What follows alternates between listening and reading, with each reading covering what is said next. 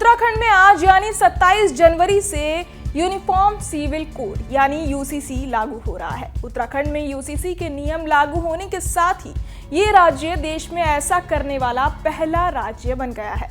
UCC के लागू होते ही कई सारी चीजें आज से ही बदलने जा रही हैं। इसे लेकर लोगों के मन में कई सवाल हैं। चलिए आपको बताते हैं कि क्या यूसीसी लागू होने के बाद अवैध शादी से पैदा हुई संतानों को भी संपत्ति में अधिकार मिलेगा।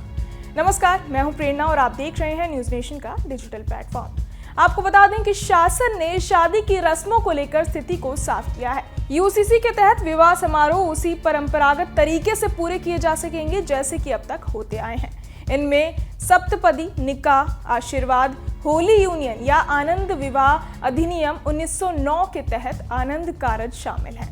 इसके अलावा विशेष विवाह अधिनियम 1954 और आर्य विवाह मान्यकरण अधिनियम 1937 के अनुसार हुए विवाह भी मान्य होंगे। शासन की ओर से बताया गया है कि अधिनियम सभी धार्मिक व प्रथागत रीति रिवाजों का सम्मान करता है। हालांकि ये जरूरी है कि विवाह के लिए अधिनियम की बुनियादी शर्तें मसलन उम्र, मानसिक क्षमता और जीवित जीवन साथी का ना होना आदि पूरी की जाएं।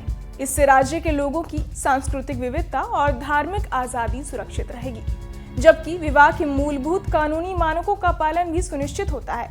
समान नागरिक संहिता यूसीसी लागू होने के बाद अवैध शादी से पैदा हुई संतानों को भी संपत्ति में अधिकार मिलेगा। यूसीसी के निर्धारित मानकों को पूरा न करने पर शादियां अवैध घोषित की जा सकती हैं।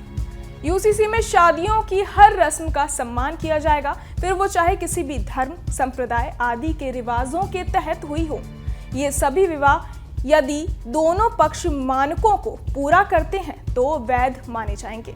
अधिनियम पारंपरिक विवाह समारोहों को यथावत मान्य करता है, फिर भी कुछ ऐसे कानूनी प्रावधान रखता है जिनके तहत विवाह अमान्य या रद्द करने योग्य घोषित किया जा सकता है।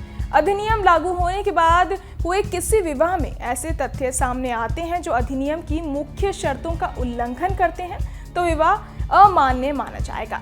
इनमें विवाह के समय किसी पक्षकार का पहले से जीवित जीवन साथी होना, मनोवैधानिक रूप से वैध सहमति देने में असमर्थता या निषिद्ध संबंधों के दायरे में विवाह शामिल है। ऐसे में दोनों पक्षकारों में से कोई भी अदालत में याचिका दायर करके विवाह को शून्य घोषित करने की मांग कर सकता है।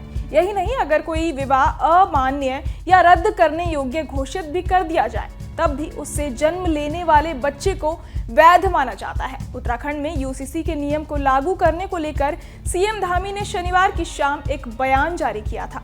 उन्होंने कहा था कि यूसीसी लागू करने के लिए सभी तरह की आवश्यक तैयारियों को पूरा कर लिया गया है। उन्होंने कहा कि इसके लागू होने से समाज में एकरूपता आएगी और सभी नागरिकों के लिए समान अधिकार और दायित्व सुनिश्चित होंगे। उत्तराखंड में यूसीसी को लागू करने का वादा भारतीय जनता पार्टी ने साल 2022 में हुए चुनाव में किया था। जब सत्ता में दोबारा भाजपा की वापसी हुई तो मुख्यमंत्री पुष्कर सिंह धामी के नेतृत्व में मंत्रिमंडल की पहली बैठक में इसके प्रस्ताव को मंजूरी दे दी गई थी। साथ ही इसका मसौदा भी तैयार करने के लिए कहा गया था। बहरहाल इस पूरी खबर को सुनकर आप क्या कुछ सोचते हैं, हमें कमेंट बॉक्स में जरूर बताएं और ऐसी और खबरों के लिए सब्सक्राइब करें न्यूज नेशन। न्यूज नेशन अब व्हाट्सएप पर खबरों के ताजा अपडेट के लिए न्यूज नेशन के इस क्यूआर कोड को स्कैन करें।